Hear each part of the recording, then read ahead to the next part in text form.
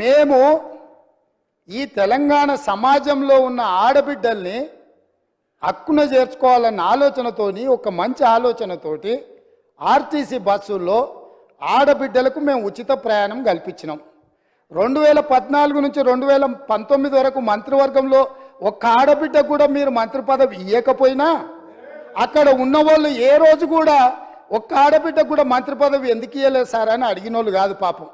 ఎందుకంటే అడిగేంత సాహసం చేస్తే వాళ్ళకి ఆ ఉండే ఉద్యోగం కూడా ఉండదన్న సంగతి వాళ్ళకి తెలుసు. కాబట్టి వాళ్ళు మంత్రి పదవులు ఇవ్వకపోయినా కోట్లాది మంది ఆడబిడ్డలకు మా పొన్నం ప్రభాకర్ గారు మేము మొదలుపెట్టిన బస్సు ప్రయాణాన్ని టోటల్గా ఆడబిడ్డలందరికీ కూడా చెప్పి ఉచితంగా బస్సు ప్రయాణం ఇస్తే దాదాపుగా అధ్యక్ష ఇప్పటి వరకు 15,21,00,000 ప్రయాణాలు ఆడబిడ్డలు ఉపయోగించుకున్నారు. 535.52 కోట్ల రూపాయలు ఇప్పటివరకు ఈ ప్రభుత్వం ఆడబిడ్డల కోసం ఖర్చు పెట్టింది అధ్యక్ష. ఒక మంచి పని చేసినప్పుడు అభినందించడానికి నోరు రాకపోయినా ఆ నిర్ణయాన్ని వ్యతిరేకించుకుంటూ నిరసన తెలుపుతూ ఒక ఆటోని తీసుకొచ్చి అక్కడ తగలబెట్టింది అధ్యక్ష. కిరాయి పైసలే వెళ్తలేవు, సంసారం నడుస్తలేదన్న ఆటో డ్రైవరు ఆటో తగలబెట్టిందంటే ఆటో తగలబెట్టడానికి ఎన్ని పైసలు కావాలి అధ్యక్ష?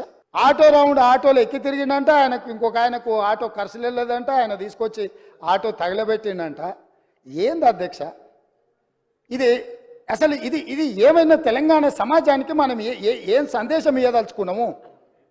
ఇంకొక నటుడేమో 100 రూపాయలు పెట్టి పెట్రోల్ కొనుక్కుంటాడు, కానీ 10 పైసలు పెట్టి అగ్గిపెట్ట కొనుక్కోడు, అగ్గిపుల్ల దొరకదు.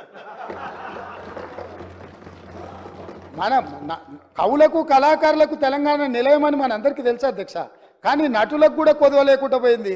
ఒక్క నటుని కూడా మెతుకుతే ఇద్దరిద్దరు నటులు దొరుకుతారు అధ్యక్ష. ఈ ప్రభుత్వం నడుపుతున్న విధానాన్ని చూడలేక. కాబట్టి ఇవాళ నేను ఒకటే సూచన చేస్తున్నా, అక్కడ ఉండే మా సోదరిమణులకు, మా సోదరులకు ఒక మంచి నిర్ణయం తీసుకున్నాం మన ఆడబిడ్డల కోసము.